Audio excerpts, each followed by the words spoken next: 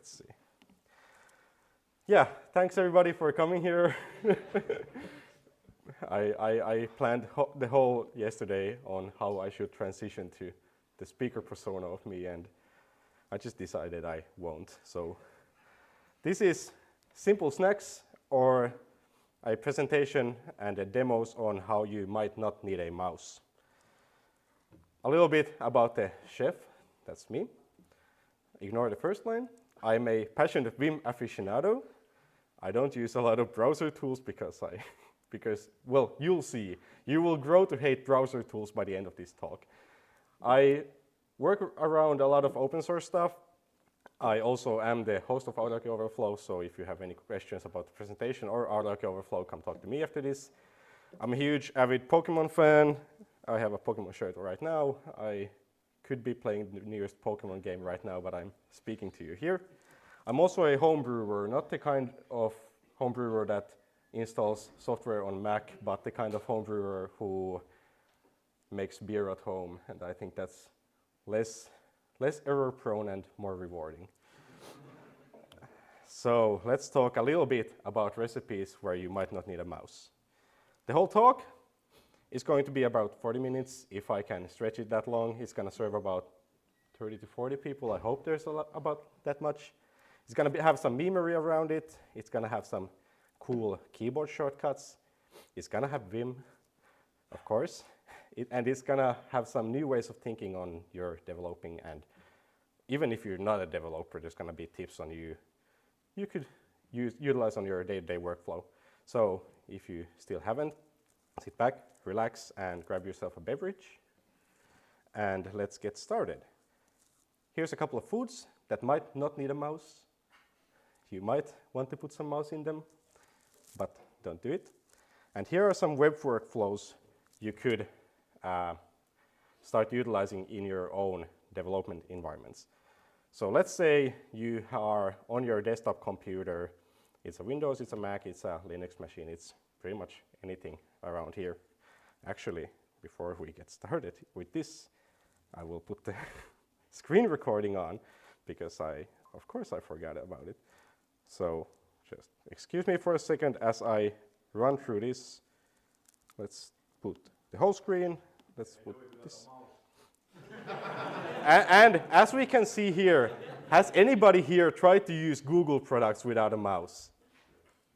It's horrible. Like if you don't have a mouse or a mouse emulator, you're gonna have a bad time. It's just not cute at any point. So I for the first month, this was actually a part of the presentation. For the first month, I tried to do everything without a mouse. I ditched the mouse on my work computer and I tried to do everything without it. Yeah, some sites are accessible and you can just tab around them. But for example, Google, we can quit the presentation if we want by pressing tab 25 times. This is why I installed a browser add-on called Vimium. Vimium, yes, it's for the Vim heads around here, so the two of you, maybe. What it does is it gives me some Vim shortcuts on the browser. For example, if I press F, I can see all of the buttons on the screen that we can press. So we are able to, for example, end recording, unmute our mic, or pretty much anything. So if we wanted to unmute our mic, we could press F, which was the button for the unmuting. Press F again, we see everything here, and do it again. So let's start with the basic workflow. When you go on your computer, you want to start up your browser software. It's Chrome, it's Firefox, it's anything really. How many here are going to be reaching for the mouse at this point? Can we get a raise of hands? Are you? Okay, good. I was afraid nobody was going to raise their hands, so this is good. How many of you, who raised your hands is on a Mac, for example, or a Linux machine? Macs and Linuxes have this cool thing called application launchers. For example, Mac has Spotlight, if I'm not wrong, and it also supports stuff like Albert and a lot of other application launchers which can be launched with a keyboard shortcut. For me, it's Alt space.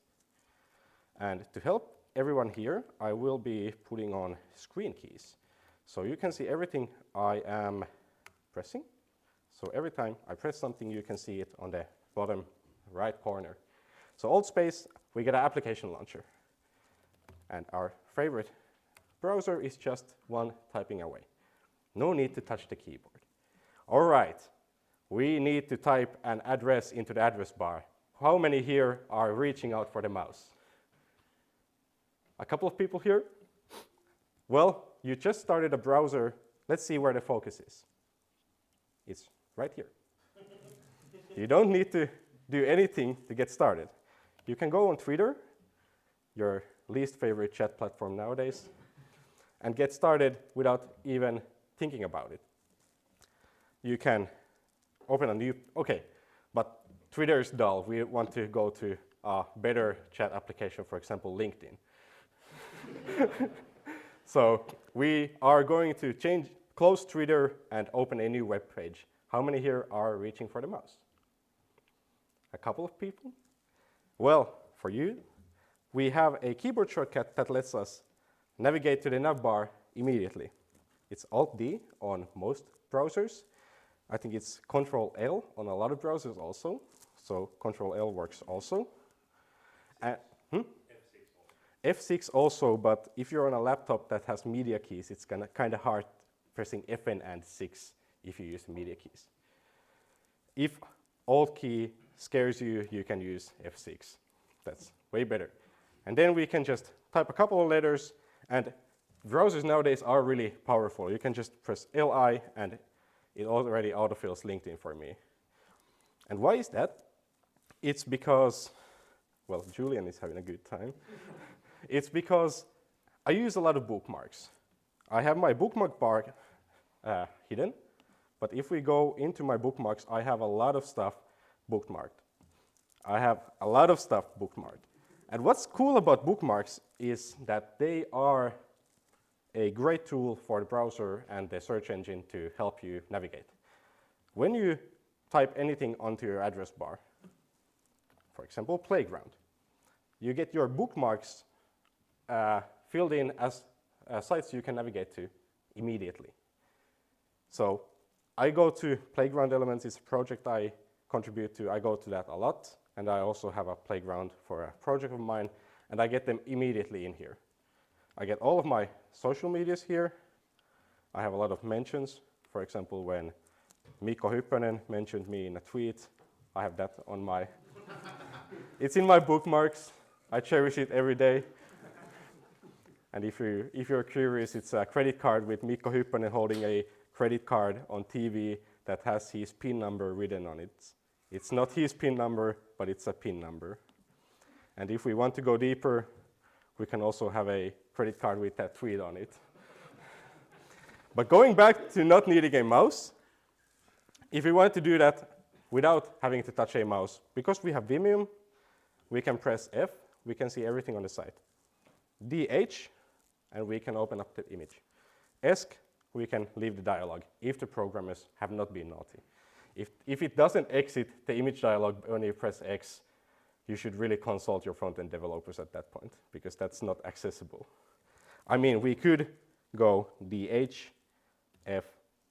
Oh, it's actually a button. It's not a div, it's a button. So we can go SD, and we can exit it. All right, that's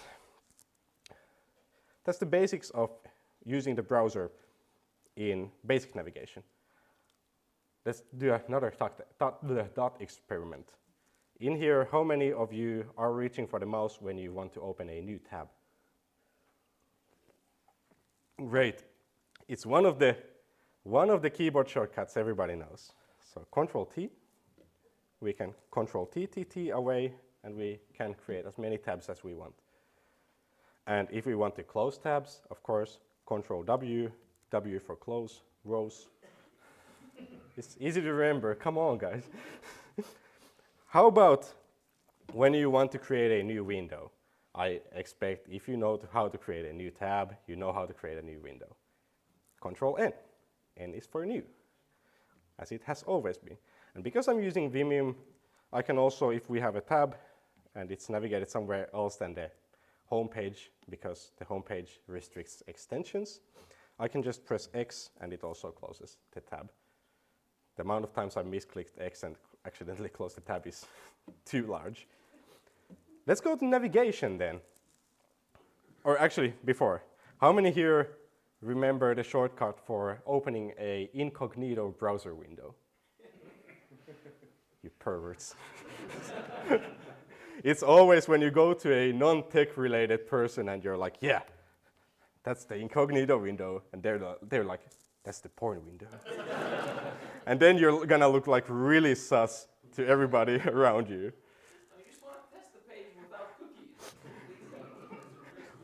cookies. Yeah. Yeah. You can tell your wife that.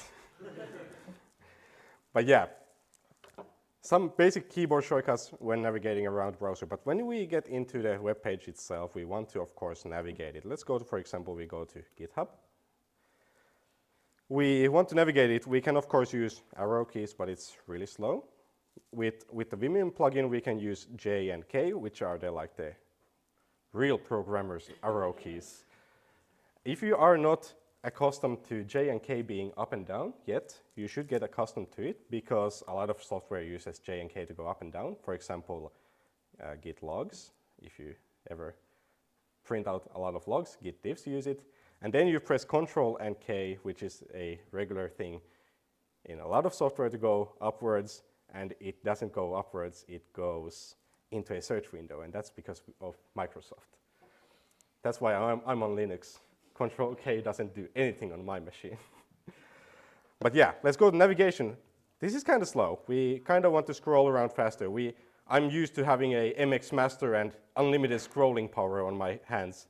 Well, if you are accustomed to Vim keys, which I think everybody should look into Vim keys because they're so powerful. You can use D, which is down, and U, which is up. When we were talking about Control W closing a window, it's not sensical, but D is for down, U is for up. It's quite sensical to me, at least.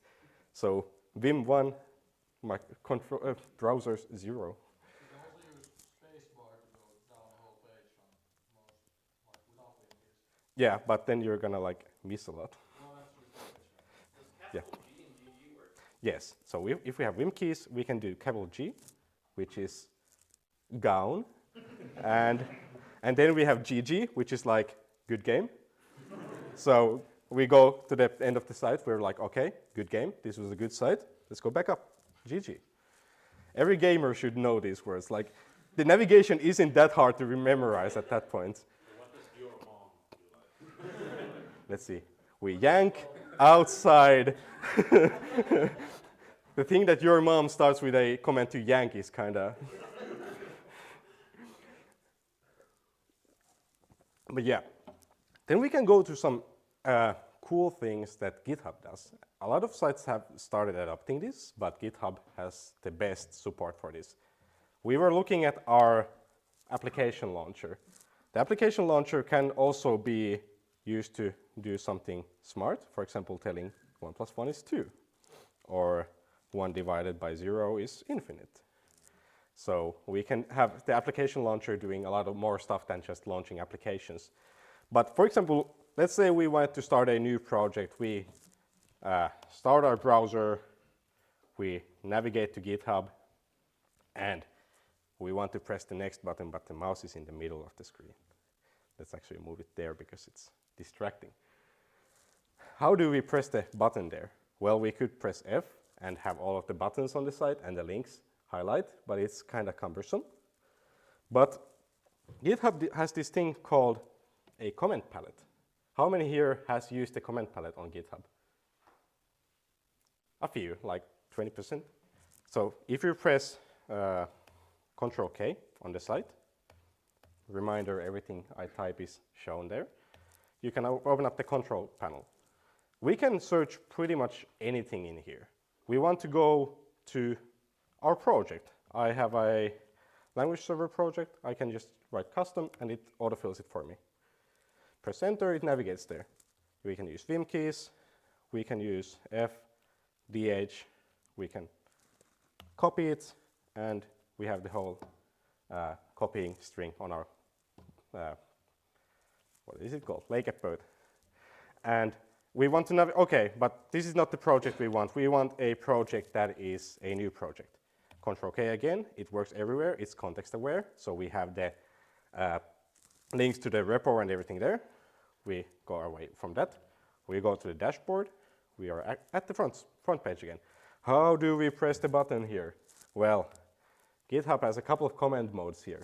We have question mark for tips, and we can see that issues and pull requests are with a hashtag. @ is for organizations as users, so when you want to add somebody. And then there's command mode. If we go to command mode, we have a lot of commands here. New repository. So no touching the mouse, no extra plugins. This is fully on GitHub. So you can just open up a GitHub repository without even touching the mouse. We can go like, Aurajoki Overflow. We want this project on our computer. We want to have a description. I'm cool. I know you might not think about that as in that way, but yeah. And then we want to copy it onto our computer. Well, we didn't initialize it with a README, but we could copy the text here. We can go M, we copy the text. Okay, how do we open up a terminal? We have a terminal here, but that would be cheating. Well, we could use the launcher to open it, but if you actually use like a lot of your terminal, you should have a binding to open it itself. For me, it's just Windows key enter, and it opens the terminal. And in the terminal, we can just, of course, git clone our project there. Well, I copied the wrong place.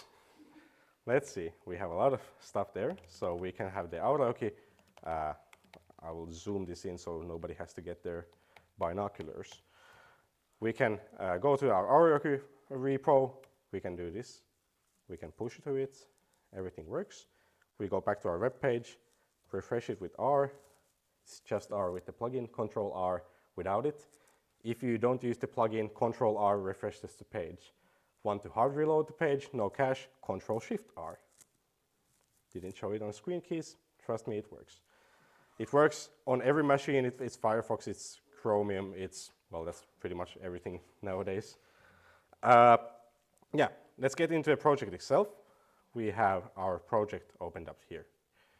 And if we didn't have it cloned yet, we could of course go F, Fj, and then clone it with S. So the navigation, when you get used to it, like looking at where you want to go, it gets really fast. Because on sites like, well, sites like LinkedIn, which I don't want to visit a lot of time, when you press F, you can see all of these buttons here. And while you are searching for the button to go to the messages from the recruiters you are getting all of the time, you have this breather. If you had a mouse, you would already be there. But now you have this breather to think like, do I want to upset myself today? So let's just press X and go back to the terminal. Another sales call evaded. Yeah, let's then move onward with our presentation. That was enough about web workflow. You might be thinking I didn't show you any messaging apps. Well, this is WhatsApp, this is Discord, this is Telegram. Of course, everything is blurred except for the homebrew channel because that's not private. Does anybody know what these three web clients have in common? I will give you a hint. It's in the source code. Can anybody spot it? It's all divs. It's not a button. Let's look it up again. It's all divs.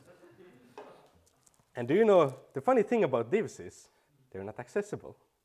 I actually, during the month, I became really pissed at like people who don't write accessible software because I couldn't use any of these communication platforms without having to like jump through hoops without a mouse.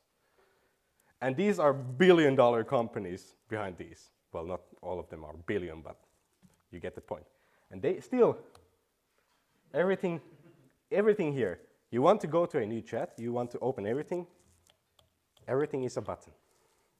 A div, not a button. They think it's a button, you might think it's a button, trust me, it's not.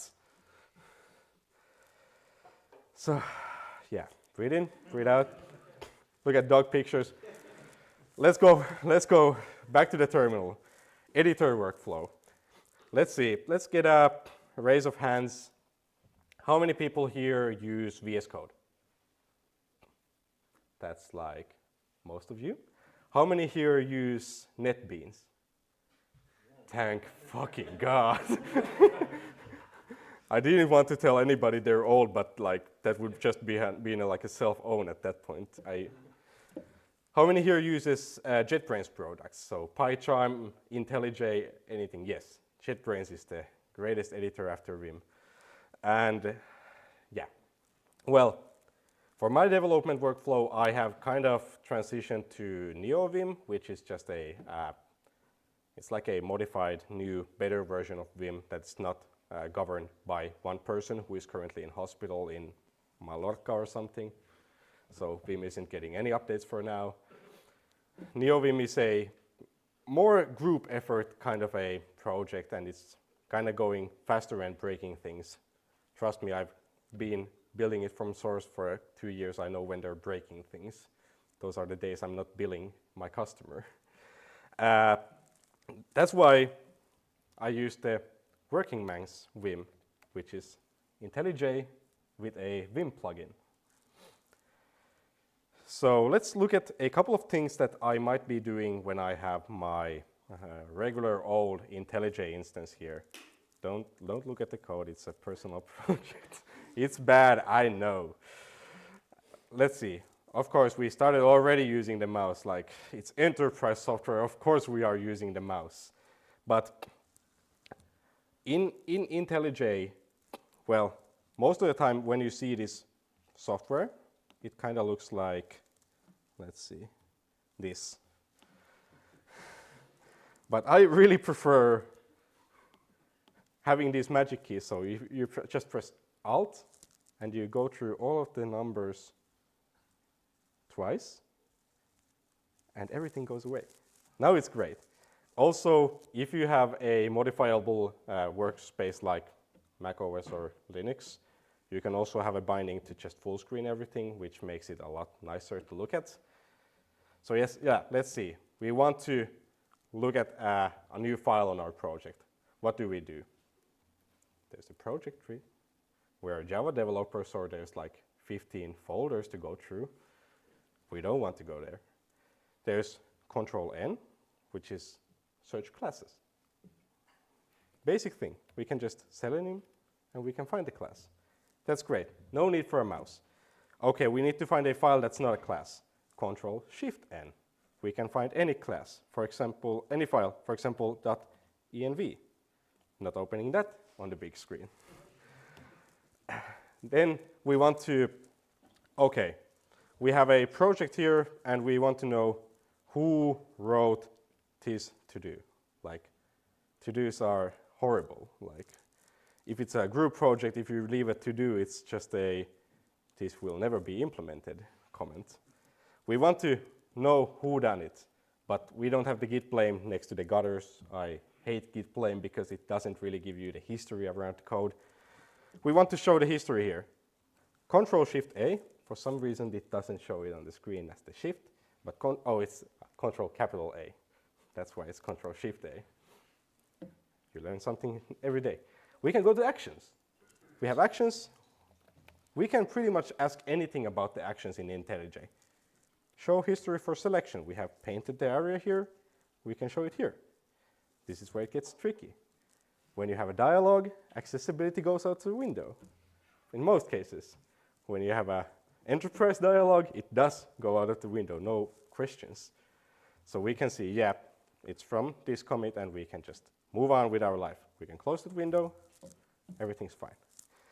How about like you're cumbersome, like, okay, there was Control-N, Control-Shift-N, something happened, Control-Shift-A. I don't want to remember all of these. Well, the great people at JetBrains were like, okay, Shift-Shift. Everything is behind this. Shift-Shift goes to the, if we look at the dialogues we are opening, it's the same dialogue, it's just a different tab opened there. And if we go to Shift-Shift, we have everything open there. We can open settings. We can search for plugins. We can search for a plugin that actually makes like using this kind of software bearable, so a Vim plugin.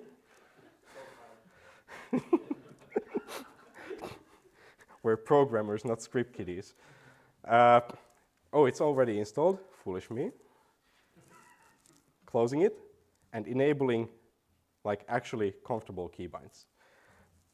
If you use it in IDEA, you might be running into some cases where you might want to change them around a little bit. But for example, if we were not using the Vim binds, we want to, okay, you have this script you are calling here and you want to know what it's actually doing. So you want to go to the source of it. In IDEA, it's Control B. We can get to the source of it. We can see, okay, it's doing magic. How do we get back? There's no back button. There's no mouse. We can do Control Alt left arrow, we can get back. Or you can just like Control Tab away. How many here uses Control Tab or Alt Tab to move between software? Most of you, and that's good. I prefer to have control over my movements. So for example, if I had a horrible development environment looking like this, if I would have like multiple screens, in my work setup I have like 18 screens open at the same time on multiple monitors. In some desktop managers, you are able to move across these software by using, well, it's basically arrow keys, it's J, K, L, and H, which is Vim arrow keys. But having a relative movement between your windows instead of like a historical one, it's gonna be so great when you get used to it. And if you want that on your editor, you can of course start searching every class with Control N. It's Control P for Visual Studio Code, but I didn't want to install Visual Studio Code for this demo, so yeah. And how about if we had like Vim keys installed, how would we go about it? Well, of course, navigation is now with our precious J&K. We can go back to our browser demo, D and U, we go down and up. It's the same navigation as we had there, but it's Control D, because if we press D and G and everything just explodes off the screen, that's usually like what a lot of people trying to like use Vim without learning it happen to do. Like they just Elon Musk the whole code base. Just yeah. If we want to go to the same function here, we can just do GD instead of having like Control B, which is, what does it even mean? Bow to definition. Like, again, enterprise software doesn't have good memory rules. When you're with an editor that has like community behind it, GD, go to definition. It's so easy to remember. Then there's, well, not in this, but we will soon see, there's go to references, go to types, there's all sorts of nice things. But yeah, the navigation is a lot better, and as you might see, also getting back isn't Control Alt arrow keys, because most keyboards don't have arrow keys nowadays, because everybody has this like super hacker keyboard that's 60% that has like 3 keybinds that you need to press to get to arrow keys. Luckily for you, if you learn Vim bindings, it's just Control O. That's gonna be bound to be on your keyboards. But then let's get how I develop things. I use NeoVim and a shell and a Tmax window. I can have sessions, so everything is behind the same window. I can just be Control B, which is just a prefix, and W, and get all of the project stuff I'm working on, and Control S to see the projects in general. Ignore this. If we went to a project I'm working on, we can have multiple tabs here. If you have a terminal, you can of course have tabs, but again, how many of you, when you open a new tab on terminal, use the mouse? Nobody, good. We have learned something. Control T is for tab, everywhere, pretty much everywhere, except for enterprise editors. But yeah, we have a file tree here, but as we learned, file trees are evil. File trees are taking 20% of your screen real estate, and even more if you're working on a Java project. It's about this big to see anything on the anything on the file trees. So let's close that before we start anything. Control N, I have bound it to Control N like it's in IntelliJ. I used IntelliJ for years. I have Stockholm syndrome.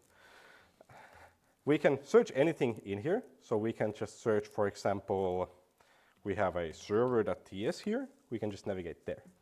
If we had a smaller screen, we will also see a preview of our window there. And this is everything that you can set up in like 20 minutes if you just learn to use the editor. Let's see some more bindings. We want to, for example, go to line 28. Without a mouse, it's going to be cumbersome. I see one of my colleagues actually like, yeah, I need to go there, and they're like waiting for the whole mouse to go there, and then they're modifying their repeat speed on their computers, and then they're modifying the BIOSes, and it's horrible to watch.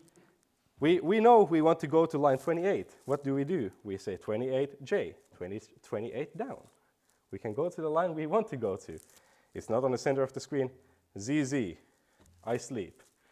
It's on the middle of the screen now. We can focus on what's actually important to us. We want to move somewhere in the code, for example, to a create connection function. We can, of course, again, arrow keys, go there, and it's really slow. That's why you usually use the mouse to do these things. But let's not use the mouse. Let's use a editor that has movement that's beyond arrow keys. W moves between words, and B moves backwards a word. W for word, B for backwards a word. Easy to remember, not enterprise software. How about when we want to actually go there really fast, we can go find the opening bracket. F, opening bracket. We can move there instantly. How about we want to go to the actual function, GD. We already learned this. Nobody's taking notes. Except there's going to be a test after the sauna. And again, we came for what we wanted, the DTS file that's beautiful. Nobody reads these. Control O, we get back. Navigation without any hassle, any tabs opened, any mouse movement at all. How about when we want to highlight text? Surely that's a case where we want to use a mouse. We want to highlight this part of the code for a demo. Shift V, we are highlighting one line at a time, and everything is highlighted. All 4 of these lines they were not copied, they were yanked. So if you want to be a cool kid who yanks their code instead of copies it, please install an editor that supports it. You can get all of these bindings in VS Code, don't worry. And how about when we are working on an actual project, so any projects that's not JavaScript. That was TypeScript, so I'll give them the benefit of the doubt. Again, we are going to the file tree where I mean, I could do this. Oh, I can't. I have disabled my mouse for this. I used to be able to click through the file tree, and if we were on a Java application like we were in here, we know that the file tree is multiple layers deep. Again, what did we learn? Control N finds the files. We want to go to a Java file, for example, the hop file. We can just go there. No need to hassle, no need to touch the mouse. We want to, well, surely there's something it cannot do. For example, it cannot just go to some place in code and then it cannot refactor it, because when I want to, for example, move all of this code to another function or something, it cannot surely do that. It's heresy to do that without a mouse. Like, you cannot just copy and paste without a mouse. Well, we can do what we learned before. We can highlight it. I have a binding for this, but it's just one command away to extract the method to get the demo effect, not extracting it. Let's see, this is awkward. Yes, extract method. And now we see that message embed is just a class that has extracted calling it. And if we, again, GD, go to definition, you're going to learn this by the end of the talk, so soon. We have the whole function here. So all of these, refactoring, moving code around, navigating code, you don't really need a mouse. And your hands are going to be thanking you after that because you are not using the mouse navigating all the time. Because when you are doing like programming, then you're, okay, mouse, programming and a mouse, your right shoulder is going to get really hurt. And then your left shoulder is going to be really small because it doesn't get any of the workout. So use 2 mouses for both hands. And then don't use any after that. And we can do anything here. We can, for example, we want to rename stuff. RN, rename. We can call this like it is, create embed. And it gets extracted everywhere. We want to save. I hope nobody saves by driving their mouse here, pressing save all. Please, Control S for the love of God. Or if you're on a Vim-like editor, :W. Again, no need to touch the mouse. Okay, we want to make a Git commit. We have done such a great work, all in a day's work. 1 function extracted, clean code and all. Like Uncle Bob taught us. We want to commit something. Yeah, let's go to our Git client. No Git clients, except for something that's inside of your editor. For me, it's just :G. We have all of our code in here. We can just see all of the code here. We could have the diffs shown to us if we wanted to. We can stage it, unstage it, stage it, unstage. Again, S to stage, U to unstage. It's so simple to remember. We want to push with a G, push. So git push. And we get a merge conflict, which is good because I really didn't want to push this change. I think it's a horrible idea. But yeah, all of the navigation, we don't have to touch anything. We can stash everything from the command line. We don't have to have a UI for it. It's all learnable in such a short time. And if we, for example, well, we're kind of running low on time, so we will kind of wrap it up. The screen isn't recording anymore. It is what it is. Let's see. So let's wrap it up a little bit. Let's go to a general workflow. So let's see how this all is in action. So if we are putting all of this together, I start up my computer, I'm like 3.5 energy drinks in, and I'm really wanting to code. I don't have anything open. One thing I didn't show you is workspaces, so everything I'm navigating is between control and numbers. You should use workspaces because if you don't have those, you're just alt-tabbing through 1,500 windows. So yeah, I'm really caffeinated, I really want to code. I take a sip of my Vissu, which is not caffeinated, luckily. I want to get started without having a mouse. First, we open a YouTube window, Google window. Of course, we want to have some banger tunes to program to. Well, there's Lex Friedman's podcast, or we could have some music for humans like Camellia blasting through our speakers. We navigated to the search bar without touching anything. We navigate to our, as you can see, it's a music for humans from the visual effects. We have it blasting on our window, and because we're music aficionados, we of course want to see the music all of the time on the screen. Control N, new window. Resize it a little bit with Control and Vim keys. It's a banger, trust me. And I don't want to be editing the audio too much, so I'm lowering it a little bit. Then we have our application window. We want to demo something because we're front-end developers. Then we want our code, again, launcher or using that. Well, our YouTube is getting a little bit small. Let's resize it.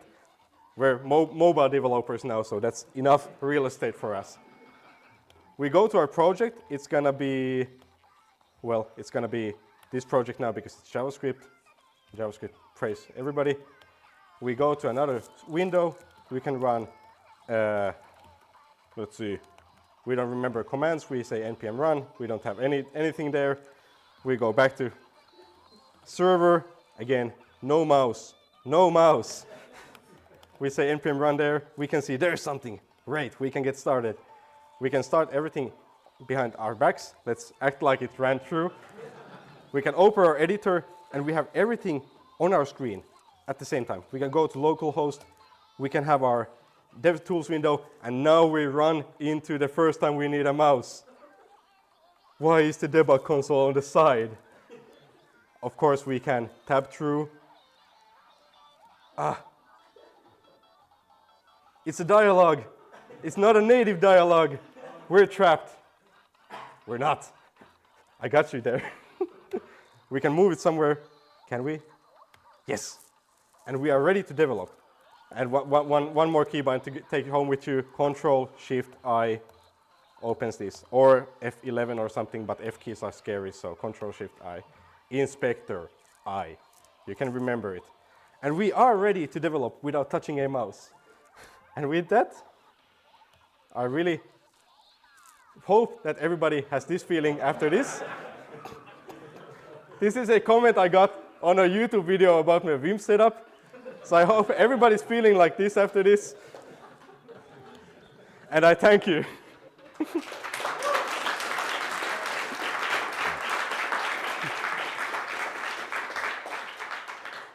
So yeah, if anybody wants to follow my stupid memery around, there's my socials. I don't really use any social medias anymore, but you can find me on Discord too, from the Aurajoki Overflow Discord. And with that, we are going to have a 15-minute... wait. Yeah, thank you, Matias, for the presentation. It was a shit show. And with that, I think we might have some food ready in the kitchen, which is that way. Yeah. There will be a lot of people showing you the way there. Take some beverages. We will be continuing in 15-ish minutes. It's kind of we might take a little bit more so everybody can grab some food, but come here when you're ready and we'll start when we have enough people here. So yeah. Well, does anybody have a question after this? Okay. If you don't have a question, you can go grab some food. If you have a question, you can stay. Yes? Hi, Otto from Olai. So it was Control-Shift-N to open the tool window. And Yes. then I go, no. There. Then I go to the website which the internet is made for. Oh, yeah. Control-Shift-N, yeah. Full screen it. How do I skip the good part? You type LinkedIn. Like for example on YouTube, if you don't go to the better side, so are there keys to like jump on the video at different parts? Like I know YouTube has native keys, but like how does it go? Well, first of all, we get an inaccessible dialogue to start with, so that's great. We can press hylkää kaikki, yes, thank you. And if we want to go to the main content, most of the sites, if you press tab a couple of times on the site, there should be a ohita navigointi or like a skip to main content. So if the page is accessible, there's one of those. And when you press it, your focus goes to, I don't know where it goes on YouTube. Did you say 2 times tab? You just tab a couple of times when you get on the page. Never seen that. Yeah. Try Kela.fi because I think there's one tab. What? Kela. Kela. Where you get the money. Yeah, let's see. Every time I go to Kela, I use it in incognito. I don't want anybody knowing how poor I am. There's actually there's a CLC out there. So every page you should have there's a for screen readers class, for example, you can put on CSS, which is like position 1 million, left, top 1 million, and display only on focus, which is kind of if you are an inaccessible person, you might not be able to read that, but your screen reader will be able to read that. And with that, we get to the main content itself without having to tab through every single thing on the page. For example, here we have, we're on regular old web. Let's go here. Because when you're tabbing through these pages, there's a lot of buttons on the page. Well, not too many on Kela, but like if you go here, are these not buttons? For the love of God, are these not buttons? Okay, they're links. We're saved. They're links. Whew. Yeah. But yeah, that's how you can skip to the good parts on the good pages. Any other questions? I would be speechless, Lou. Yes. Thank you. Go grab some food. Let's see you in 15 minutes.